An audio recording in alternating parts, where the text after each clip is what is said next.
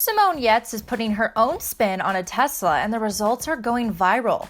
You're watching What's Trending. I'm Casey Spivey. Don't forget to like and subscribe for more social media news daily, and ring the bell to stay up to date with our videos. Tesla has been working on a variety of models in order to bring electric cars to everyone, but some people have grown impatient.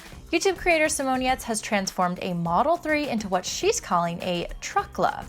Girtz spent over a year designing the truckla and recruited a team of mechanics and DIYers to help her bring her idea to life. I really want an electric pickup truck, and more specifically, I really want a Tesla pickup. And rumors have it that they're going to announce one this summer, but then it's going to be like years before you could actually have one, and I don't have time to wait for that. Simone said, "My goal is never to own a gas car. I'm a part of a new generation of drivers that will only drive electric. I feel like I should pad this a little bit, but I'm not going to.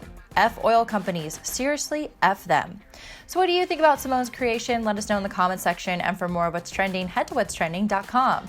You can also check us out on Roku, Amazon Fire, and Apple TV. Just search What's Trending.